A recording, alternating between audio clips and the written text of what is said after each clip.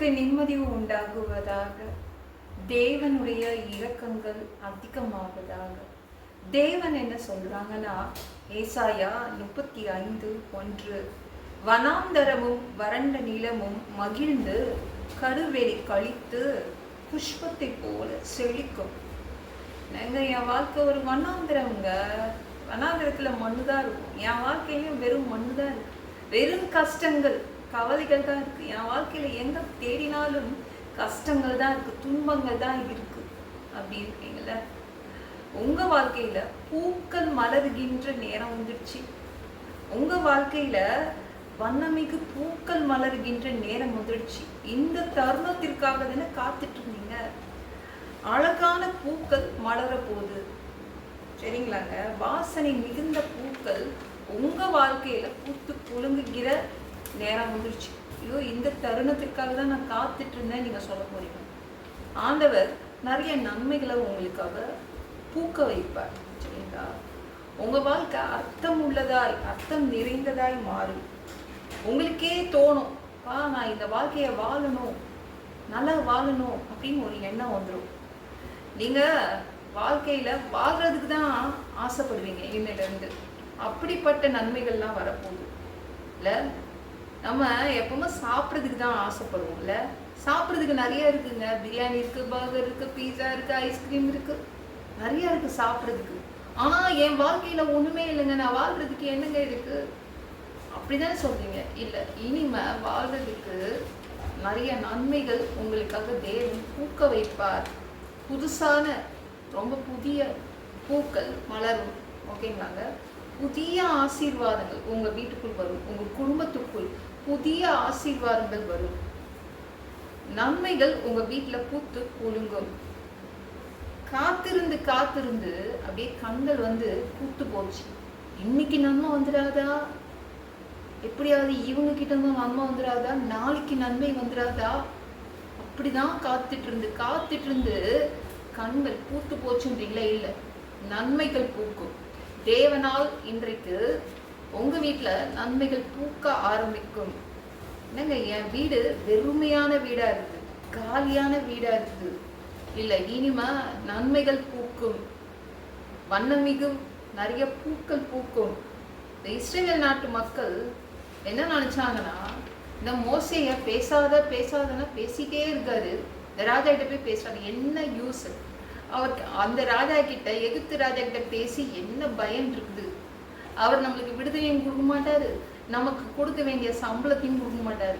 சம்பளம் இல்லாமையே நம்மள வேலை வாங்குறது, எத்தனையோ வருடங்கள் நம்ம வேலை பண்ணிட்டோம், விடுதலையும் கொடுக்க மாட்டாரு அப்படின்னு புலம்பி தீர்த்துட்டாங்க. ஒரு நாள் அவங்க ஒரு இரவுல அவங்க திடீரென்று ராஜாவால் எல்லாரும் வந்து எழுப்பப்படுறாங்க.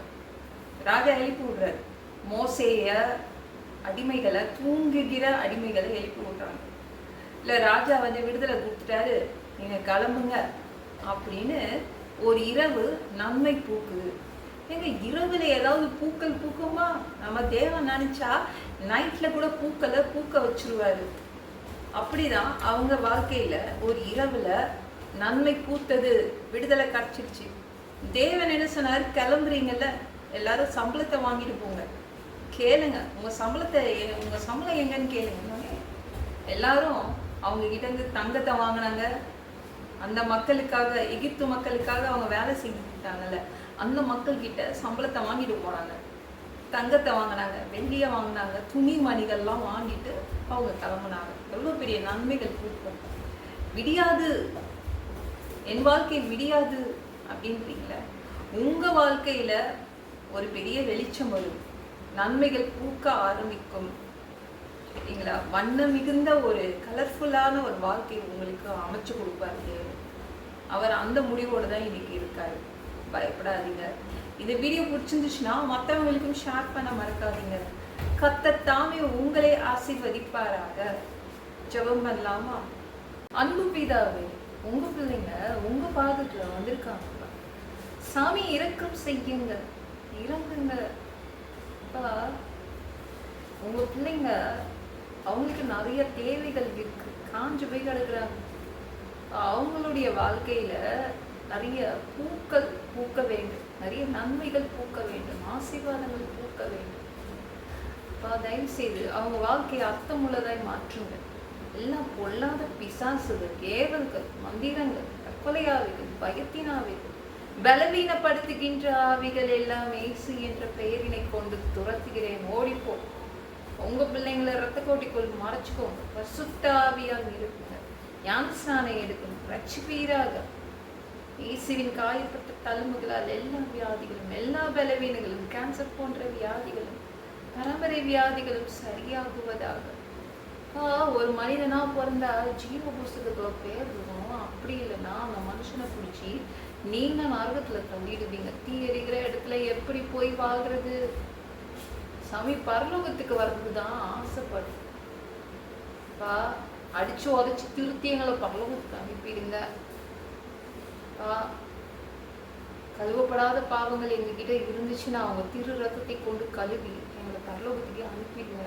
எந்த ஒரு இமை பொழுது நீங்க வருவீங்கன்னு இயேசுவை வணங்கி வாங்கி காத்துட்டு இருக்கோம். சுத்தமா வாழ்ந்து வாழ்ந்து காத்துட்டு இருக்கோம். அந்த ஒரு இமை பொழுதுல உங்களுக்கு ஒப்பான உடம்பு எங்களுக்கு கொடுக்கப்படும். அதை பெற்றுக்கொண்டு மதிய வானத்துல உங்களை சந்திக்க வருவோம். அந்த தருணத்தை நாங்க இழந்துடக்கூடாதுப்பா. ஒரு மனுஷனால சுத்தமா வாழ்றது கூடாத விஷயம். அதுக்கு கூட உங்க உதவி கேட்டு வந்து நிற்கிறோம் அப்பா. 7 வருடாந்தி கிறிஸ்து ஆட்சியில விட்டுட்டு போயிடாதீங்க. பிசாசு நடத்தும் ஆட்சியில விட்டுட்டு போயிடாதீங்க. நன்றி ராஜா. 1000 வருடம் இந்த பூமியை ஆட்சி செய்வதற்காக வருவீங்க. உங்க ஆட்சியின் கீழ் வசிக்க ஆசைப்படுறோம். எல்லாவற்றையும் ஒப்பு கொடுக்கிறேன். இயேசுவின் மூலம் ஜெபம் கேளும் பிதாவே. ஆமென். நாளைக்கு பார்க்கலாம்.